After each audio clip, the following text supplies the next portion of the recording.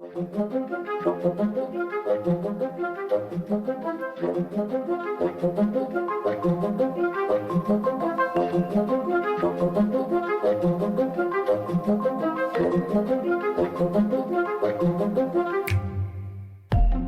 subject of today's episode is a method of torture and execution that will take us across Europe and Asia, and even a little bit into the Americas. Used on people convicted of some very specific crimes, with some of those crimes not seeming to warrant the punishment sentenced to them, consisting of tools like large pot, kettle, bucket, or barrel, ropes, chains, and some kind of liquid, and conjuring images of cannibalistic tribes deep in the rainforest, and multiple Bugs Bunny cartoons. We'll discuss what exactly happens when the human body comes into contact with the bubbling hot fluid, and all the different ways it can be carried out. Going back over 2,100 years, we'll learn of kings, religious rebels, criminals, and one that can only be described as the Japanese Robin Hood. I promise after this, you'll never look at that pot of water on your stovetop the same way again. Today we cover boiling.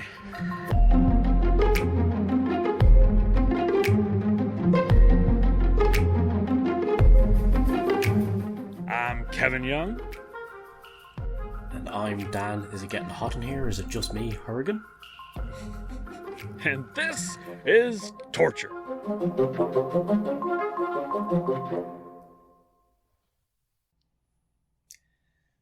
Just going to throw it out there for all the people who couldn't see. It looked like you were fondling a pair of testicles there.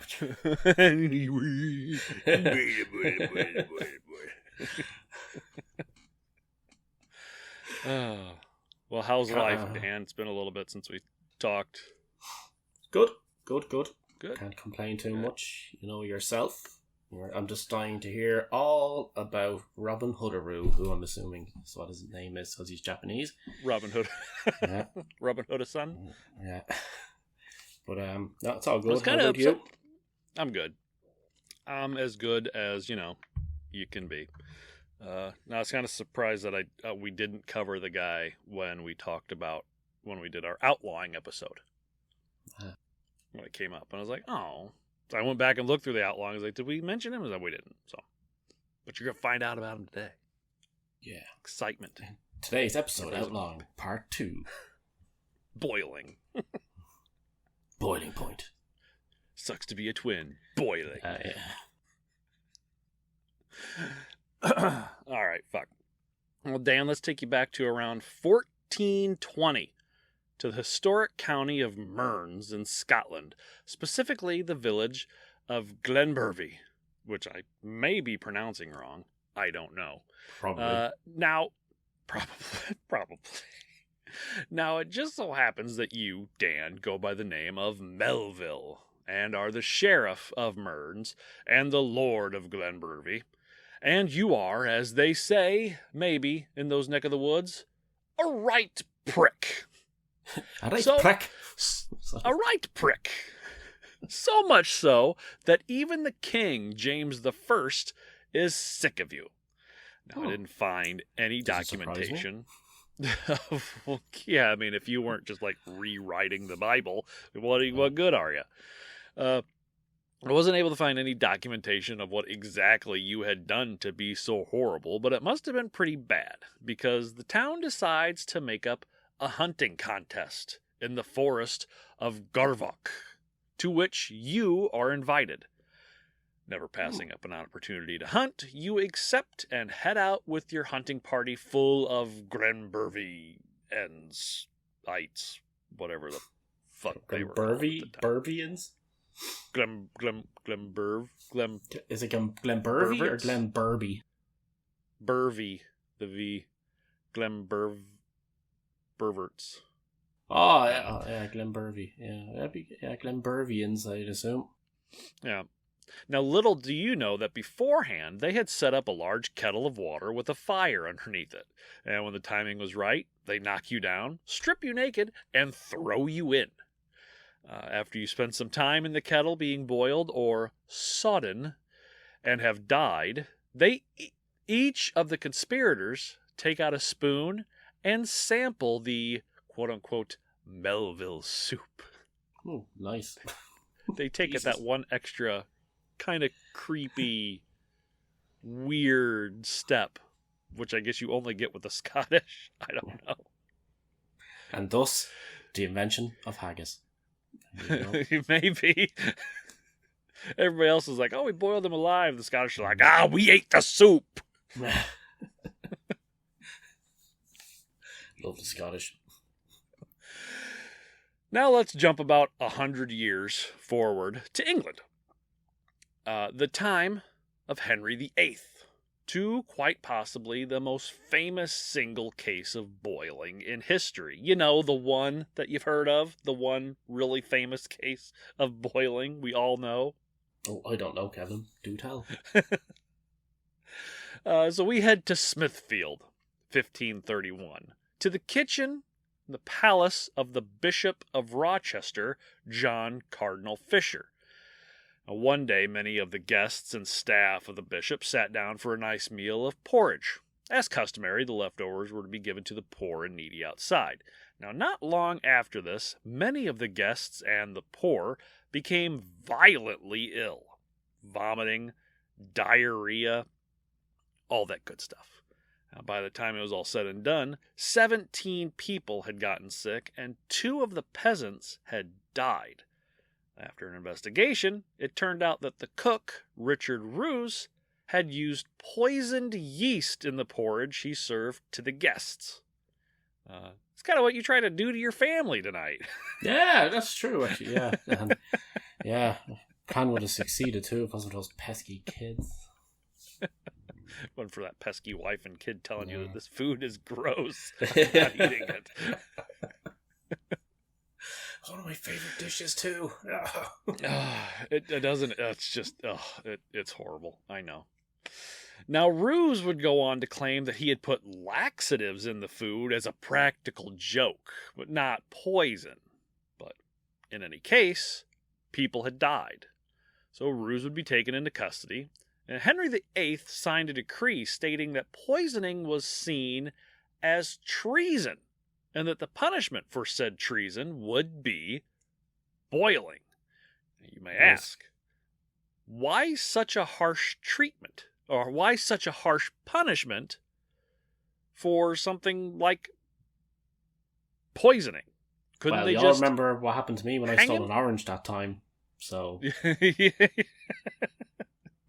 Dutch were not too happy about that one. So they hung you up to dry afterwards.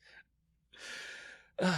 So back in these times, the nobility were absolutely terrified of being poisoned. With so many people, wanting you dead all the time, it was one of the easiest ways for someone to get to you. So a harsh punishment had to be attached. Many people wouldn't be afraid of being hanged or beheaded. It's quick and mostly painless. If you really, really want somebody dead and you're willing to die for it, then if the punishment is, we'll cut off your head, well, at least you're not going to suffer. Mm-hmm. Yeah. Boiling, however, boiling was not quick or painless. So, on April 15th, 1532, Rouse was tied up and lifted in the air by chains that were threaded through a pulley. Then the executioner began to dunk him in the boiling water over and over again in public. Now, the spectacle was such a sight to see that it quickly grew a crowd. Quote, "He roared mighty loud, and divers women who were big with child did feel sick at the sight of what they saw, and were carried away half dead. And other men and women did not seem frightened by the boiling alive, but would prefer to see the headsman at his work." So some people were like, "Oh, goodness gracious," and other people were like, "Dunk him again!" It's like a giant human tea bag. It's just live action Halo. You're just teabagging. Yeah. Dip, potato chip. Dip, potato chip. So Rouse was dunked and boiled for over 2 hours come on, before really? he finally died. Jesus. Yeah. Seems excessive, but it's not even close to the worst that we'll see. So like did you ever have like a pot going and you get the tiny splash onto your arm or something, just the couple of drops, and it's like, like if you did that to me a few times, I'd tell you whatever the hell you wanted. But that's just cooking up some bacon and a little piece of grease pops up on your finger and you just want to just give up for the day because it hurts. Yeah. Yep. Yeah, it's not going to get any better, just so you know. Oh, cool.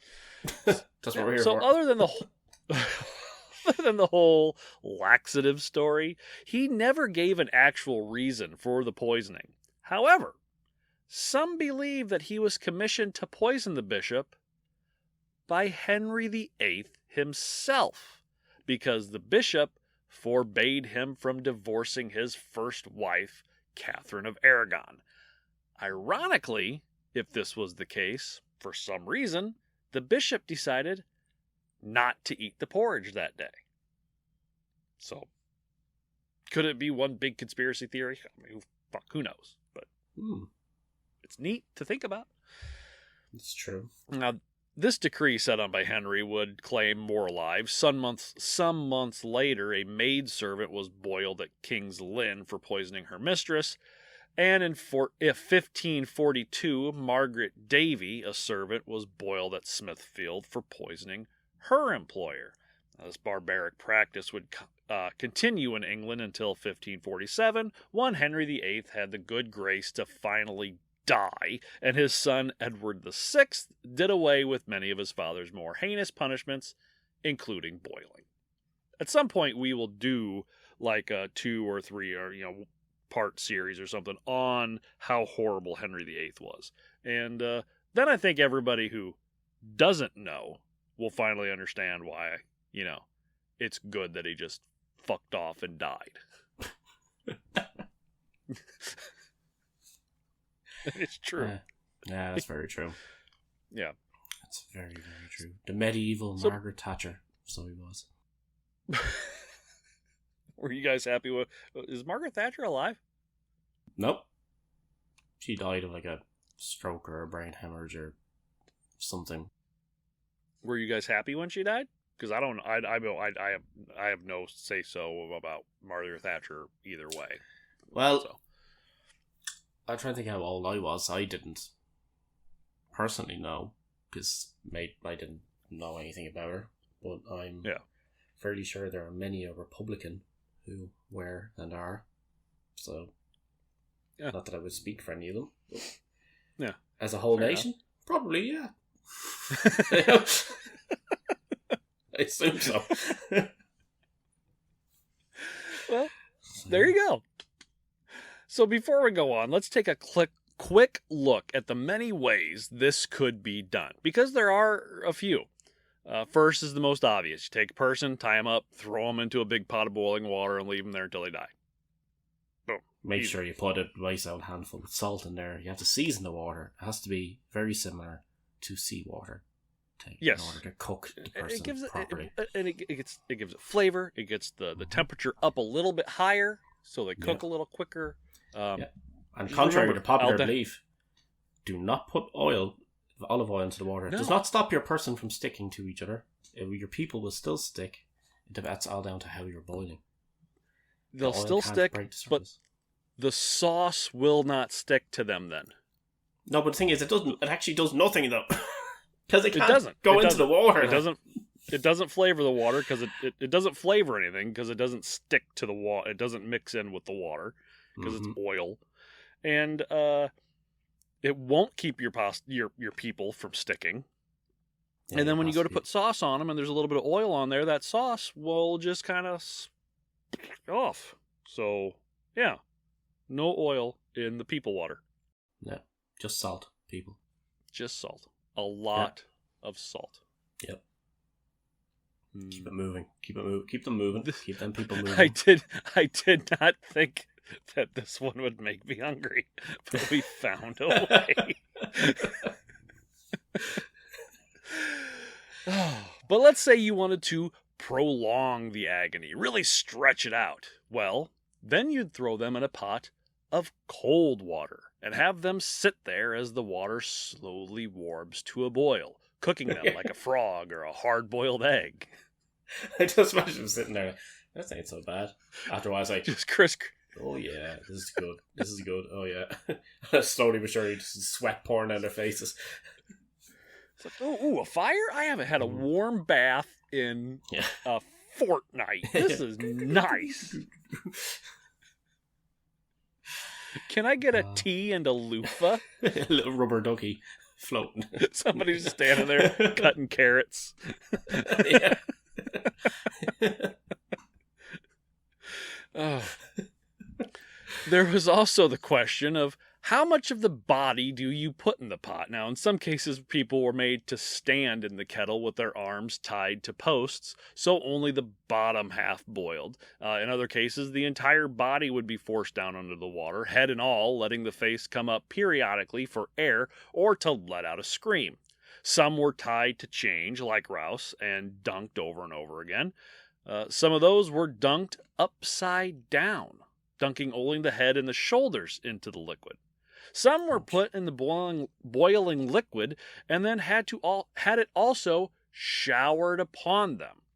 Ugh. And some weren't even boiled.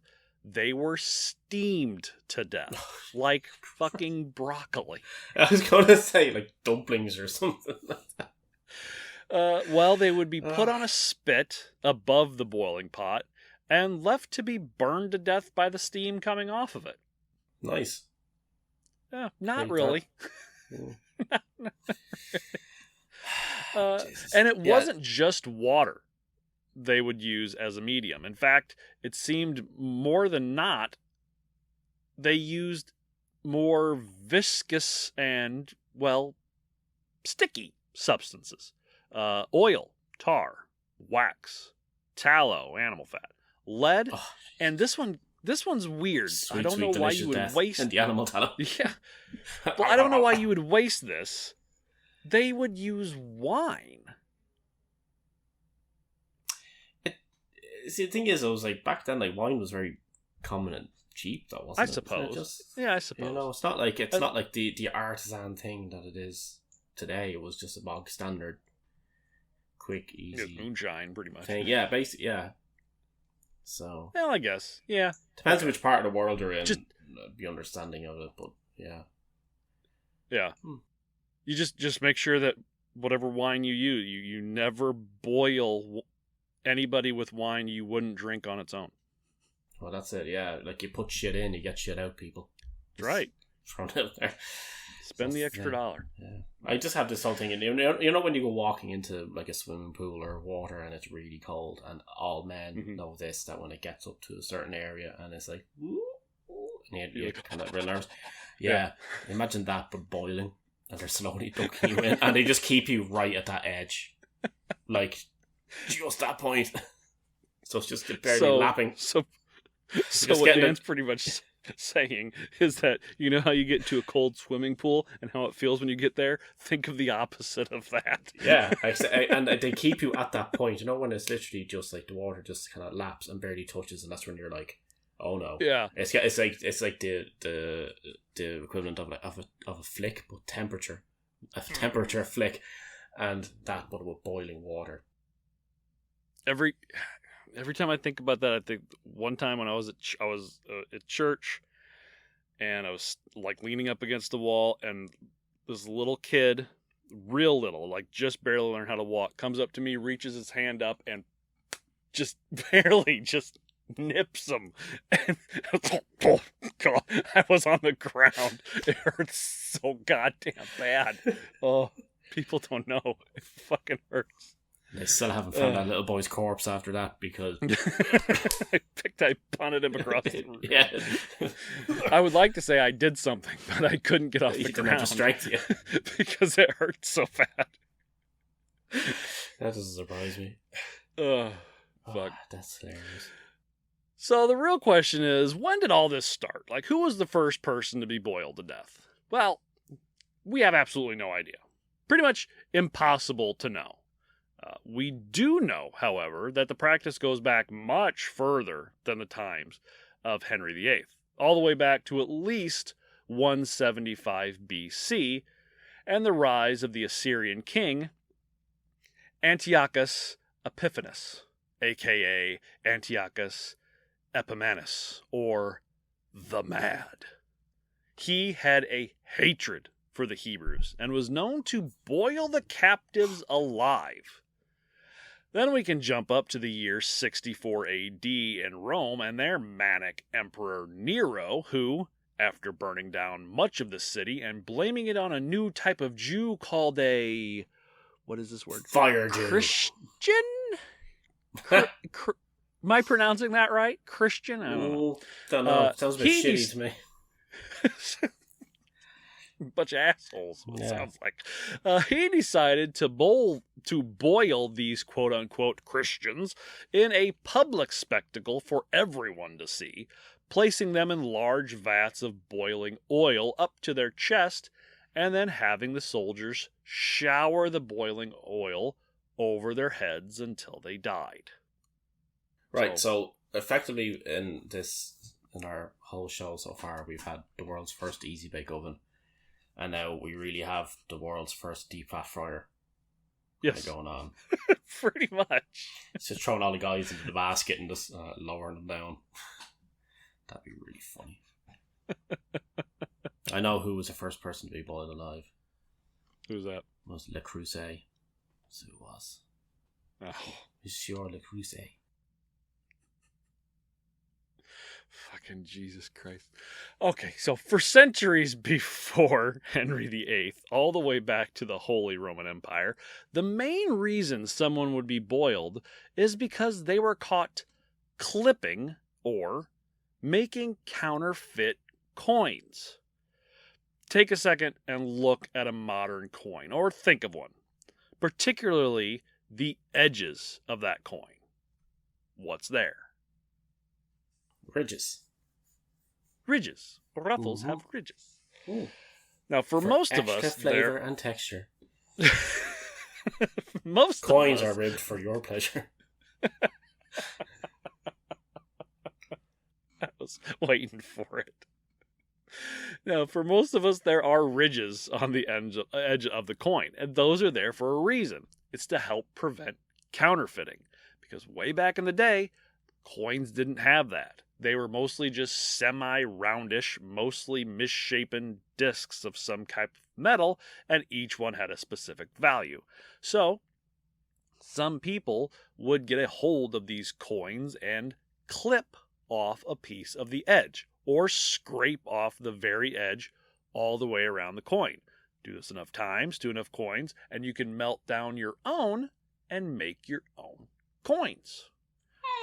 This was seen as a crime against the government. Business ideas. Dan's jotting things down. Yeah. And the punishment was boiling.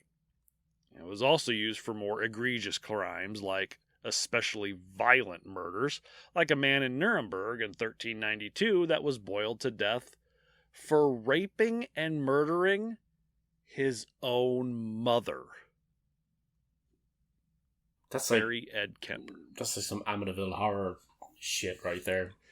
Yeah, it gives me thoughts of Ed Kemper killing his own mom and then fucking the skull and all that.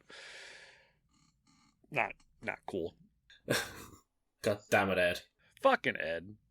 But you couldn't do anything because the guy's like 6'10", 380 pounds. I mean, you can't fucking do anything about that.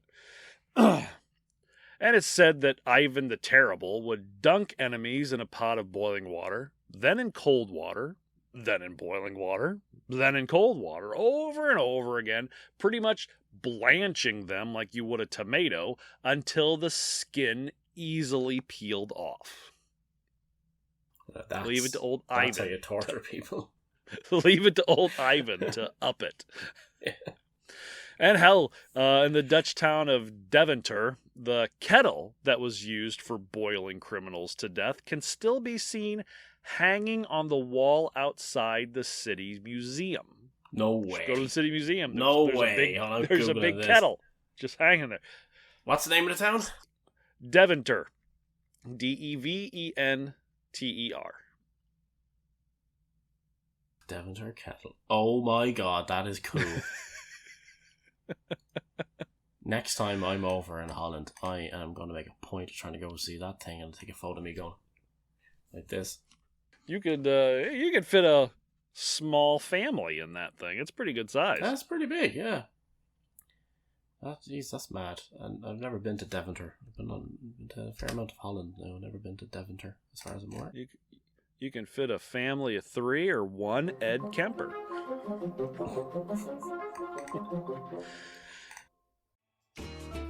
One of the problems with growing a beard is proper beard care. Going on a website or even to a brick and mortar store and seeing dozens of different options, whether it be oils, washes, balms, lotions, razors, butters, or just a massive amount of different companies all trying to sell you virtually the same product with a different logo. It can be difficult and overwhelming. And even worse, see, I already fucked it up. And even worse so if you're trying to buy beard products for someone else. Well, thebeardstruggle.com has made that process infinitely easier with their beard kits and bundles. Anything from a simple oil kit that gives you day tonic and night elixir, to the complete beard care bundle that gives you the day and night oils, beard shampoo, beard conditioner, beard balm, and the Viking Sea Mineral Beard Mask. The beard growth bundle that comes with the Voxter Growth Accelerator and the Derma Roller. To Cracky Shave Kit that gives you everything you need to keep your beard short and trimmed up. To the mother of all beard kits, the Apex Bundle 2.0. That comes with 15 different products, including the heated beard brush and straightener. And if you're still just not sure what bundle to get, you can take their beard routine quiz, and the Beard Struggle will tell you what the best beard care routine and products are for your specific beard type and price range. The Beard Struggle takes the confusion out of what to get.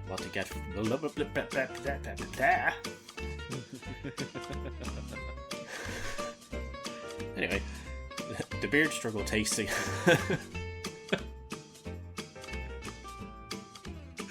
The reading the ad struggle. The Beard Struggle takes the confusion out of what to get for your beard or that special beard wearer in your life. And the best part is, since it's a bundle, you save money. And with our exclusive discount code, TORTURE19, that's TORTURE 19, you'll save even more, 19% at checkout. And with their 90-day money-back guarantee, you have absolutely nothing to worry about. And since they never test on animals, you can feel good supporting an ethical company that also produces a quality product. TheBeardStruggle.com. Do what's right for your beard. Do what's right for your face. Sort your fucking beard out.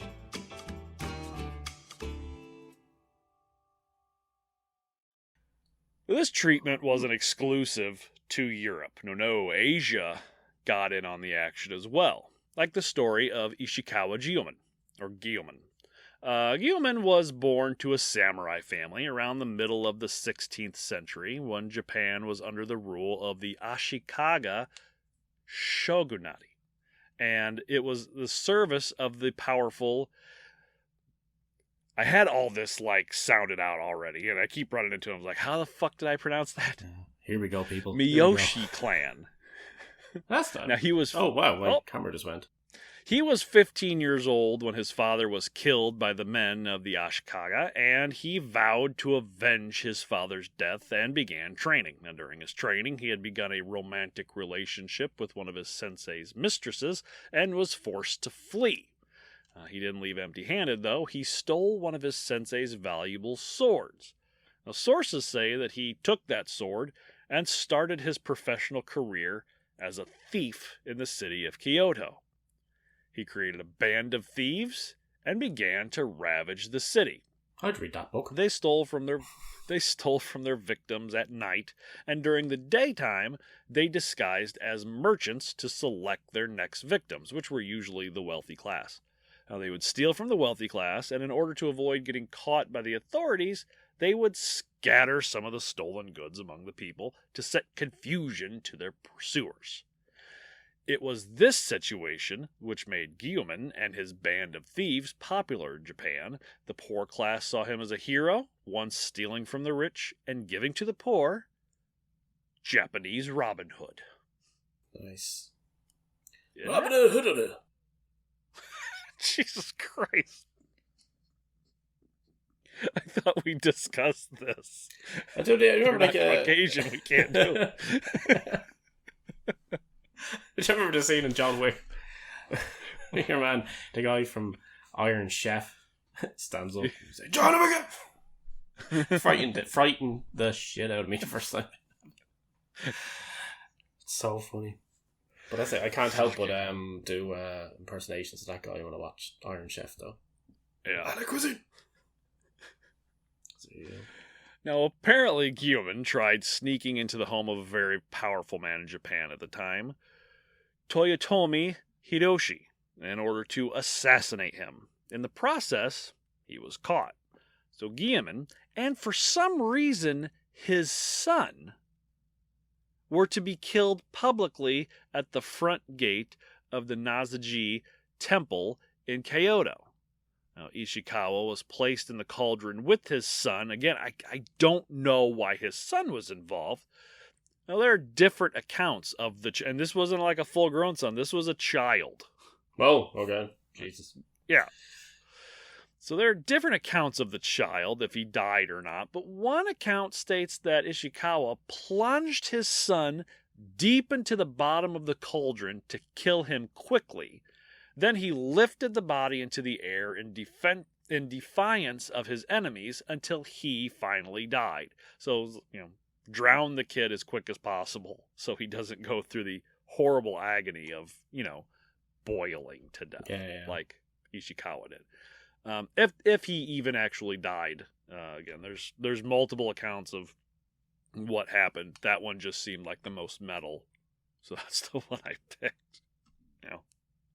It's the guy who's scarred everywhere across here down except for up here where he's been holding the kid up. Yeah, comes back pretty and much. Fights his way through all the Japanese assholes and Japanese Nottingham or Notting. Where the fucking hell is Robin Hood again?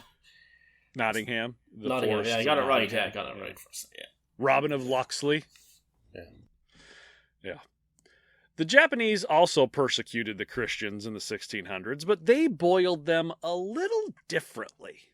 Leave it up to the Japanese to be inventive. Instead of dunking them or letting them sit in a giant pot of some type of liquid, these converted Japanese Christians would be tied to poles and then doused with buckets of boiling water for days on end until they died. They did this in mass executions. It's not cool, guys. That's just no. And back then, you didn't have the type of technology to warm up water quickly like we would now. So yeah, it feels like, and if you're doing it in a mass execution style, you're going to go through that hot water very quickly. It feels like the people who are dunking, throwing the water on them would probably get their hands all burnt up. It's inventive, but it seems counterproductive. Just hook up some form of boiling sprinkler system. Yeah. Something. Aqueduct with little holes in it or something. Yeah. Do it. Yeah, that's it. Just like a pipe with a lot of holes in it.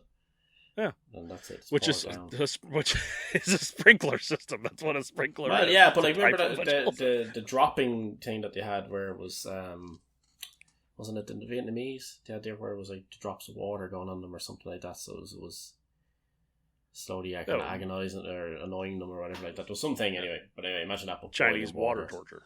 That's probably it, yeah.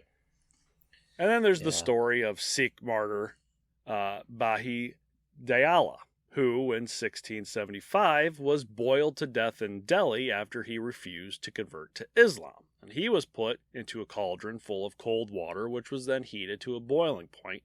And if you believe, the rumors, Dayala recited the scripture as he died. So, I mean, whatever. Do what you do. But not everyone that was set Tepat was killed. 1488, in France, a man only known as Louis the Secretary had been found guilty of counterfeiting and was sentenced to be boiled, hanged, and quartered. The executioner tied up Louis and threw him into a pot of cold water. Now, Louis was supposed to sit in it while it warmed up, but the executioner didn't do a good enough job tying the ropes. When Louis went in, his ropes loosened enough for him to jump up in the pot and scream for mercy. Now, was he screaming for mercy, or was he screaming for mercy? Was he saying, help me, or was he saying, thank you? Thank you, yeah. See what you did there. Thank you. Mercy. Now, the people around town that came to watch the execution were appalled and thought that this type of torture would give the city a bad name. The executioner tried to push Louis back down into the water with the pole, but he kept coming back up screaming for mercy. The people saw this, not knowing that the water was still cold, and thought that it was a miracle and that Louis was being spared. So the townsfolk did the only thing they could think of: attack the executioner. So they started beating the executioner to death while Louis was pulled out of the pot. Like, don't let him die, kill him instead. That doesn't make your town look any better, bud. I don't know what to fucking tell you. Good bit of mob justice. Yeah. But Charles VIII later pardoned Louis and the townspeople, even though they had killed the executioner, and Louis, quote, hid himself so completely that he never dared to show his face again. And that's all that we ever hear of Louis the Secretary. He's gone. That was far worse than my Japanese. I don't feel mine was okay. It's gonna go on, but never mind. I was going to say I'm just more quoting Futurama than anything. So it's true. I'm quoting I don't know, every bad French accent that I hear over here. So yeah. It's the same. Oh, la fou di fafa. I'm just quoting Pepe Le Pew. That's all I'm doing. Nice. Now, I know that this all sounds pretty horrifying, but I don't think you can really get an appreciation of what all these people went through just by hearing their stories. So let's get into what happens to the body when it's thrust into boiling liquid. It's the part you've all been waiting for, I know. The details. Sitting here with bated breath.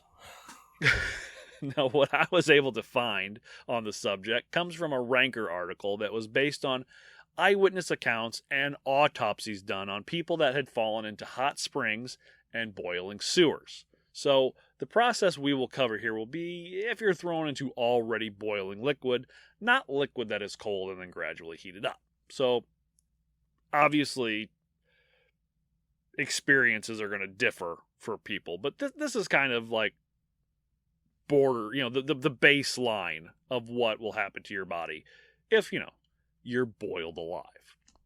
It will retain all of its juices, is one thing, and will remain succulent. We will get there. Don't worry. And it's very hard to overcook unless it's that shower thought of, when a body's being cremated, there is a point where it's cooked perfectly. Yeah. So first, before you even hit the water, the steam from said water will burn you. Anyone's ever lifted a lid off a pot, we've talked about a little bit ago, knows the feeling of super hot air just hitting your face. It sucks. Yeah. Even though some people do it as like a treatment. They'll put their face over steam and breathe it in. But that's not super hot steam. This is. So, Now you take that pot, and you will enlarge it by about 100. So there's going to be a lot of super hot steam. So before you even reach the water, it's going to burn your skin, eyes, and lungs. So your pain begins before you even break the water surface. So just for, it's kind of like having an actual hot tub, jacuzzi size thing, just for context. Yeah. Really, that's literally boiling. It's not that there's air flowing through and making it go blah, blah, blah, blah, blah. Yeah, you want me to turn on the bubbles? No, it's literally. It's if you were in a jacuzzi in a Final Destination movie. Yeah, it's actually, It's thinking, I can imagine somebody sitting back and watching these people climbing into these pots and thinking, that looks pretty damn comfortable. It's like, I wonder if we could do that, but not dangerous. Yeah. You know? Could you maybe keep the fire down a little bit? Yeah. Like, I mean, throw one less log in there? Because you gotta admit, especially if you're getting in a cold pot that's being warmed up, it's going to be quite pleasant for a while. Yeah. And unless it's tar or oil or something like that, that's not going to be near as pleasant. But if you're using water or even wine, you can just dip down and take a sip, you know. And I think if I'm being boiled alive in wine, I would probably try to drink as much of it as possible to just get fucking plastered. No, that's true enough, yeah. Unless you're a medieval peasant and you're filthy and you're getting in, you're drinking your own boiling ball dirt. I don't think they gave a shit back then. I don't think they cared back then. I care now. God, it's awful. Anyway, sorry. Boiling. No, it's fine. Now, you actually hit the water. And again, we're just going to use water as the medium, so I don't have to keep saying liquid. It's not the sensation of heat that would envelop you at first. In reality, the initial feeling of burning can often seem cold. When your nerves come into contact with temperature changes so severe, they don't quite know how to handle it at first. They send a message to the brain, screaming at it that something's wrong. Your nerve endings and brain can perceive the temperature change as cold rather than hot sometimes. So initially, it might seem like you're being dipped into ice. That feeling will quickly go away.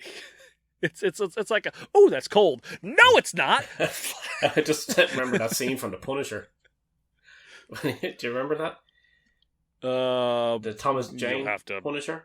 He has. I remember the movie, but I don't remember a whole lot about it. He has a guy hanging upside down, and he's going on about. He's saying he whips out a blowtorch, and he's like, "Oh yeah, like you're going to tell me what I want to know or whatever."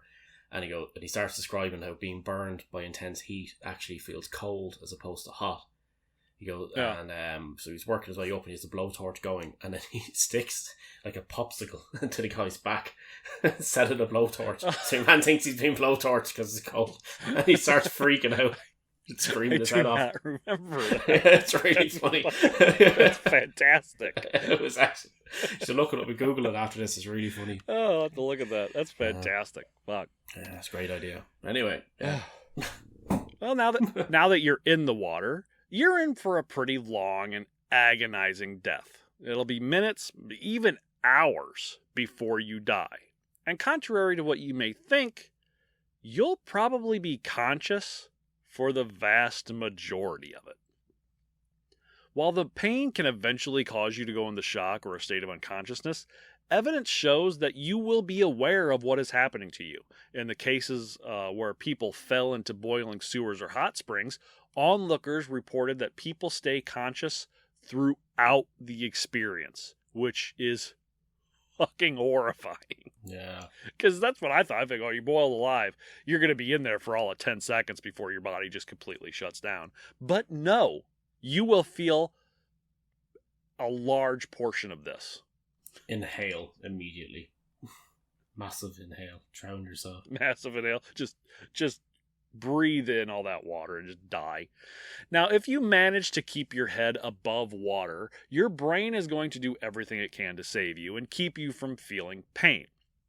Besides sending blood to the site of pain, your brain is going to flood your body with endorphins and shut down any unnecessary systems, making parts of your body puff up and try to regulate temperature, even though it won't help. Your limbs and extremities are going to be the first things to actually burn. Your fingertips are among the most sensitive parts of your body. They're densely packed with thousands of nerve endings, which produce complex patterns of nervous impulses that convey information about the size, shape, and texture of objects, and your ability to identify objects by touch and manipulate them depends upon the continuous influx of this information. So yeah, you're going to feel it, and it's going to be intense. Like your finger, burn your finger on something, and it hurts for or close your finger in a door, Dan. I've done a lot of damage to this hand now at this stage, where I've slammed the fingers on the door twice now. Where that one years ago, this one recently. Sorry, it was this one recently. I've chopped the top of this finger off, and I also stupidly grabbed a pan that had come out of the oven. So I've done a lot to this poor fucker right here. For somebody who plays the guitar, sometimes for money, I think I'd be more careful with what I do with my fucking hands. You'd think that, but then again, I am an idiot, so...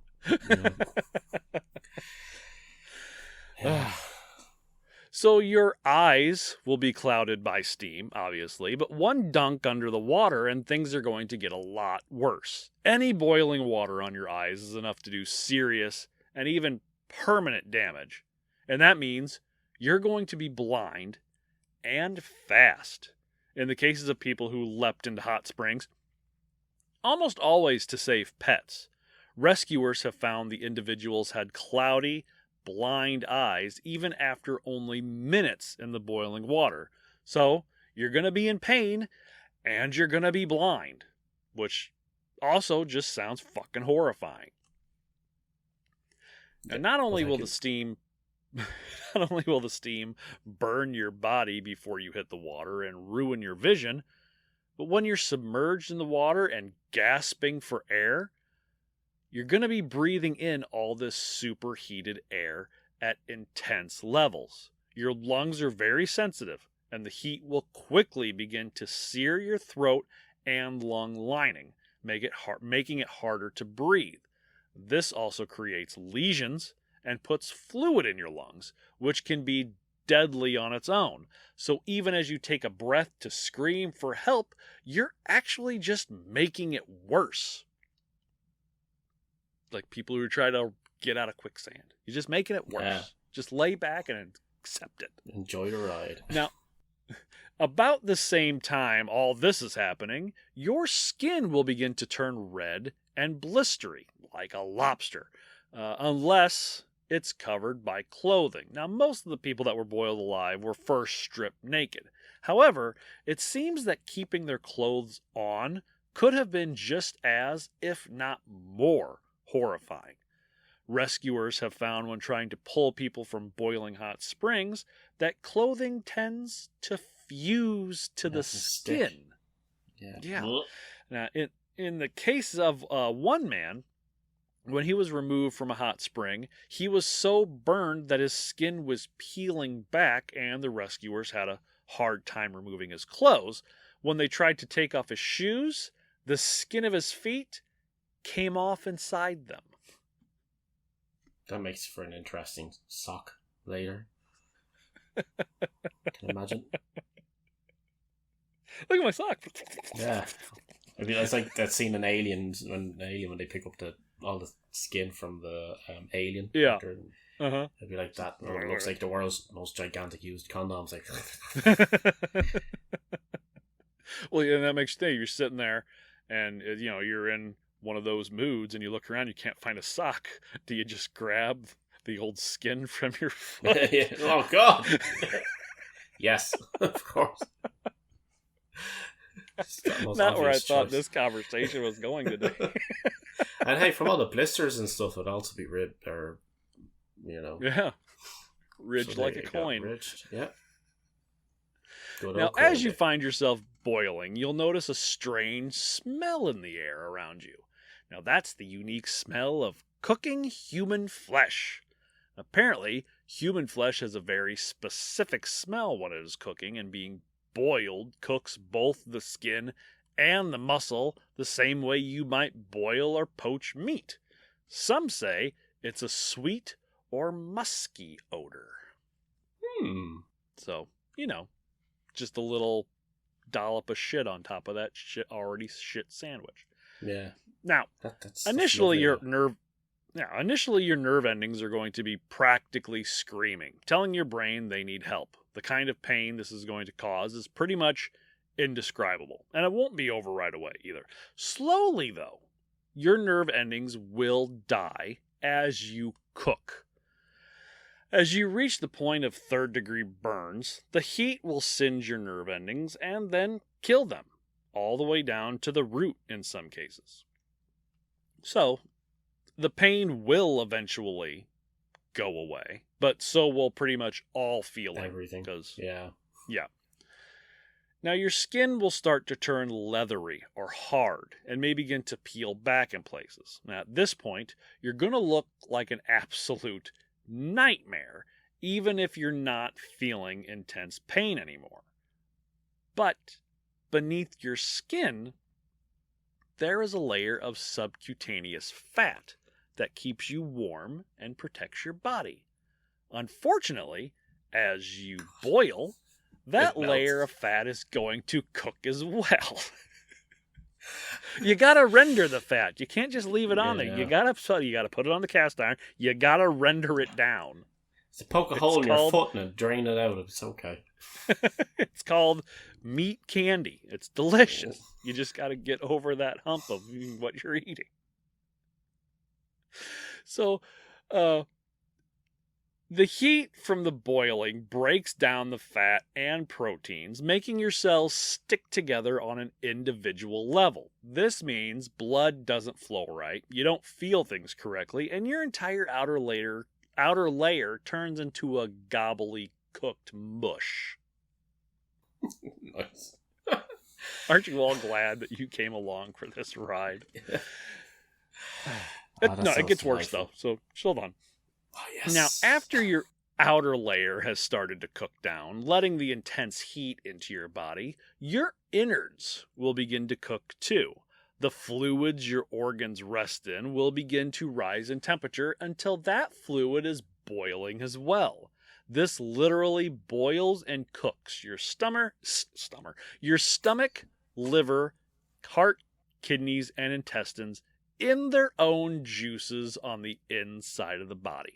That's probably where they got haggis from. Yeah. There you go. Yeah. Sweet. Now, luckily for you, there will come a time when your body just can't deal with the feeling of being boiled anymore. So much of your body is being damaged so fast all at once that your brain and organs just can't take the pain, and you go into shock. Now, going into shock causes your organs to stop functioning, including your heart, which can lead to unconsciousness and even death. Now, as your organs fail, your breath becomes shallow, your heartbeat will soften, and you may become incredibly dizzy. Your head will swim, you'll lose track of reality and your own body. Now, while this can quickly lead to death, it is likely going to be a welcome reprieve from all of the pain of being boiled alive. I'm surprised it lasted this long. This is all contingent on not going in head first. Because if you are one of the unlucky ones, or extremely lucky ones, depending on how you look at it, if you are dunked head first or tied up and thrown in so that you can't resurface, a good majority of the intense, long-lasting pain that you will otherwise have to suffer through won't be an issue. The fact that you will be conscious and probably blind and unable to breathe as your brain begins to boil into mush inside your head will be. So, take your pick. It's like, yeah. It's like it would be a lot head quicker. First and vote for Donald Trump, or that's not where I saw this going. But that's good. That explains so much. Yeah. We have to find these hot springs.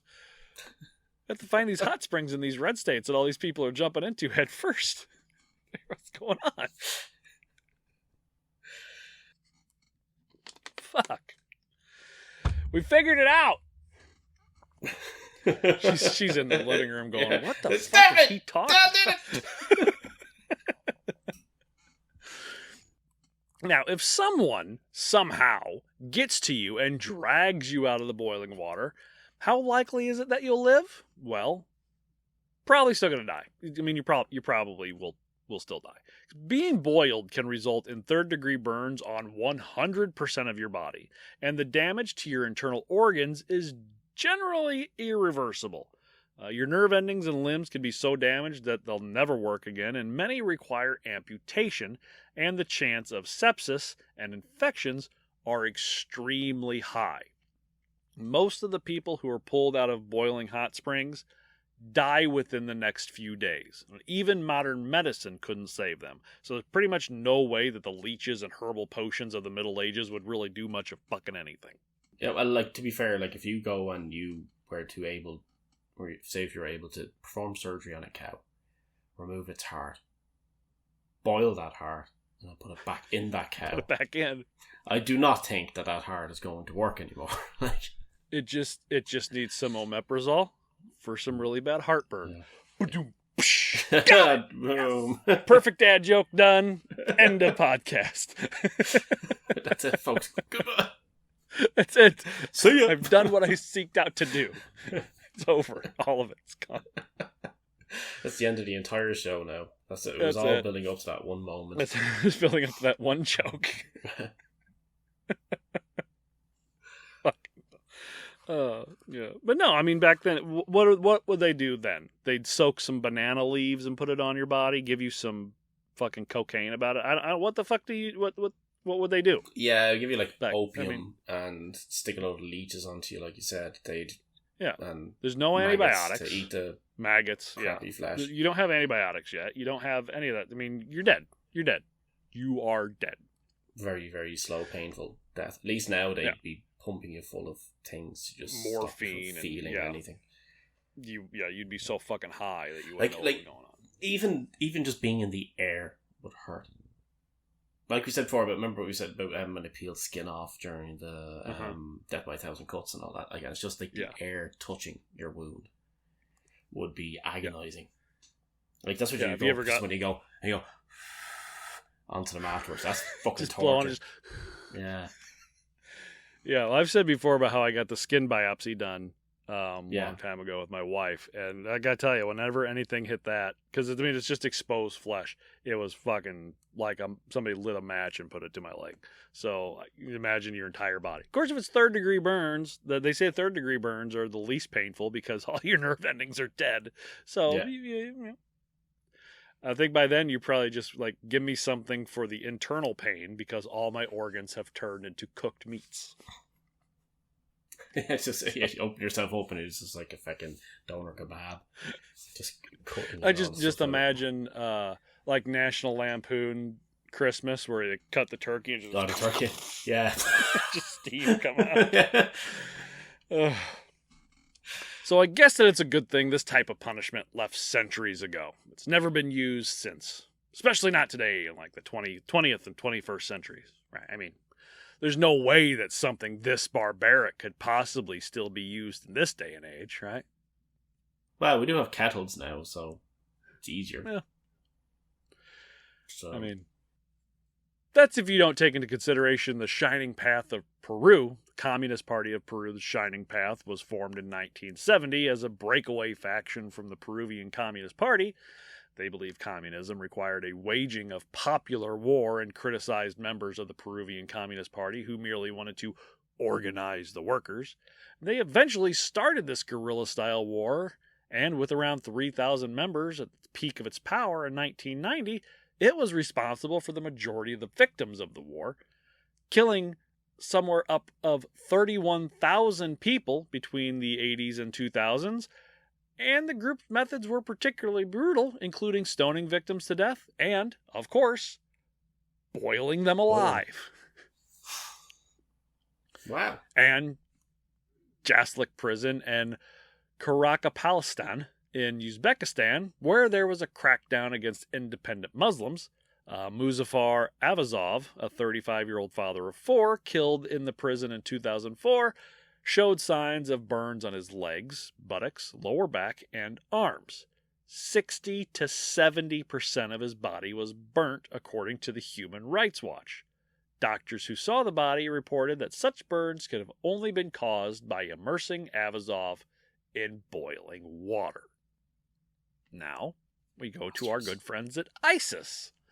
Former ISIS commander claimed that, quote, some people will boil the live in oil, engine oil. For some reason, that just makes it seem worse. There's a little metal filings in it and everything as well. Like, that's really bad. Yeah. They burned wood on a fire for an hour before throwing the victim into boiling oil. Now, he also said that some were tied to 2 different vehicles and then ripped apart. So, I guess take your pick. And then a documentary in 2010, it was uncovered that the Mexican cartels were known to boil those they found had been working with the police. So as much as we would like for it to be gone, there's always shitheads. But maybe think of all this next time you take that bite of lobster or crab. That's all I can say. Yeah, next time you go and have... was it a crab pot or whatever? Or was it a crab boil? You have all the potatoes. Crab boil. Yeah. Potatoes, corn, andouille sausage, crawfish. It's a crawfish boil. Well, that's it. Yeah. Those are usually in like New Orleans, but you can have them anywhere. I'm sorry. I love lobster and I love crab. I love shellfish. So I'm in. And I like boiling things. So. I don't do anything with it. I just like boiling things. Just like get a hot thing of water, of wine. Just boil some wine up and just start throwing random things today. Take old action figures and throw them in there and just be like, yes, enjoy it. I don't know if you've looked up any pop culture or not. I wasn't able to find a whole lot. No, I think the usual thing is when anybody thinks of this, it's like you were saying before, cartoons like Bugs Bunny type things. We've seen it. We've seen that before. Yeah. And was it in Peter Pan they were going to boil them? Yeah, we're going up with the Indians. I believe so. We're going to the big, incredibly racist scene that was supposed to be removed. Very racist scene. Yeah, it's horrifically racist. And then you got it's horrible. Like Cannibal Holocaust and all that, those types of movies. Yeah, stuff like that. Was it in Star Wars they were going to boil them as well? What were they going to do? Well, they had him on a spit. They were roasting him on a spit. Oh, yeah. Yeah, that's what they're going to boil. Yeah, it's a classic thing, Which is a different episode. Fair enough. But it's a very classic thing to be showing, like the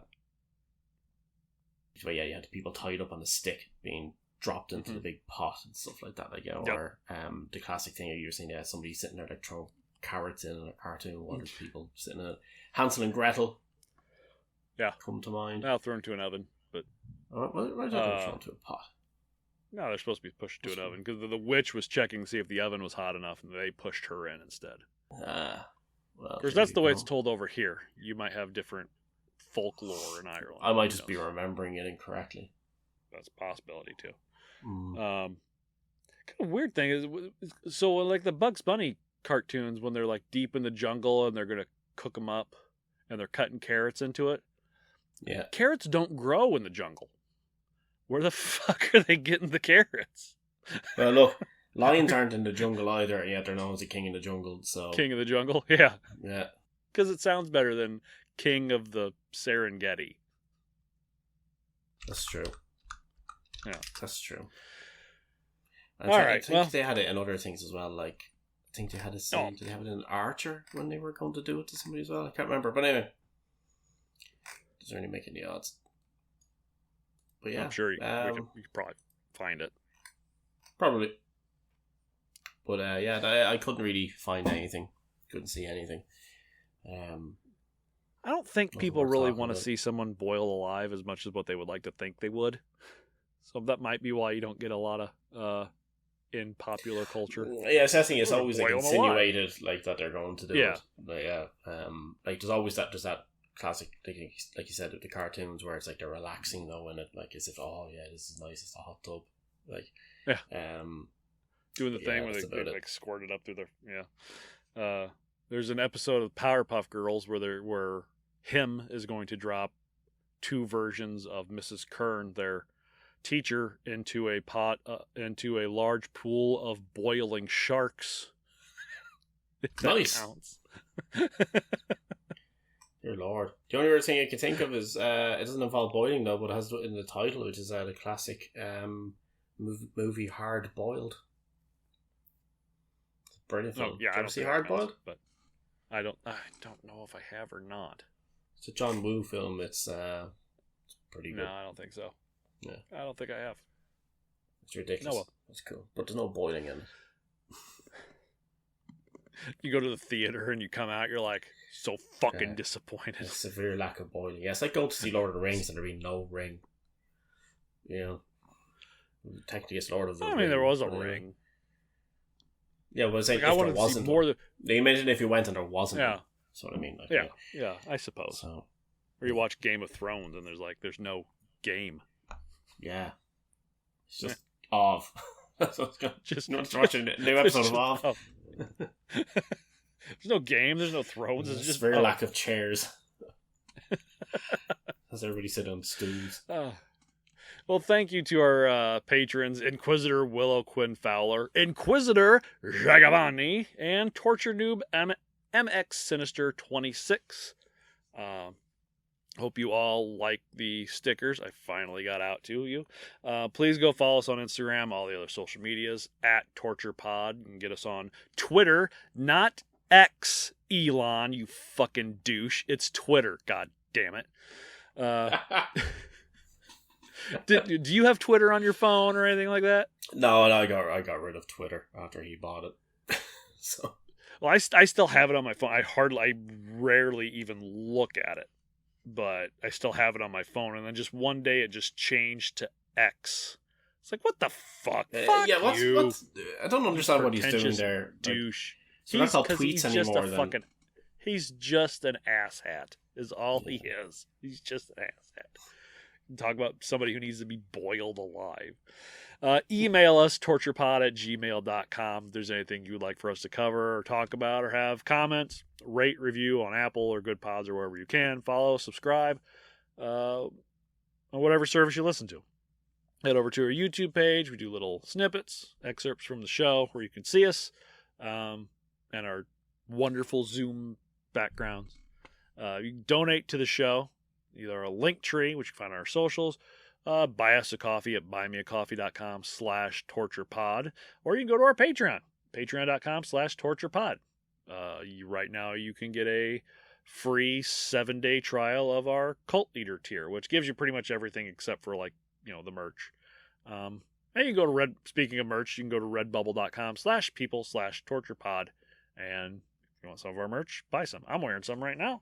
Got the hat, got the Guild Array on Hat Day. Oh yeah, my hoodie is here somewhere. So it's my Sort Your Fucking Life Out t-shirt. Yeah, I'm gonna get some more for a birthday present for myself here not too long. So well, I came up with an idea for a design. Oh God, here we go. I'm gonna have to try and do it up, and it's for the Sinando thing. Okay. And I want it to be like the Sinando gym. You know, like like where he's bending the bar. Well, something like that. But even if it's just like a yoke of a guy doing like some sort of like martial arts thing, but like it'd be like for the Sinando trainer gym, or something like that, just for the fun of it. I thought it'd be a good idea. Yeah, if you have any fan art out there based on one of our episodes, send it in and we can use it for merch. That'd be cool as shit. Yeah, and I can put it as my background. Yeah. Ooh. Dan, any words of wisdom? I think I already gave up all my words of wisdom when I told everybody to ensure that you amply salt the water when you're boiling your person. Salt your people. Like if you're gonna be boiling like the stereotypical bunny boiling, or if you're going to be boiling people. So what you do is start off at a high heat, add your salt, give it a good stir, add your people. Keep them moving, and then reduce the heat down to a simmer. and then do it until they stop screaming. And then when they start to float, then you know they're just ready. And then what you do then is you drain them, toss them in a little bit of butter. Do it till they stop screaming. Fucking shit, that might be my favorite quote. See, if you want to do people that way, just make sure that they're al dente. But if you want to hard boil them, put them in the cold water and let the water rise, the temperature rise for a while. So it's whichever one you want to do. It's however you want your people boiled. So many people died this way, and here we are just joking about it. That's what we're here for, really. I guess that's the purpose of the show. What do you mean you died in a horrific way? Wow! I have a thing or two to say about that. I think that's all. I think that's all we got today. All right, everybody. Take care of yourselves. Take care of one another. And we'll see you. Bye-bye.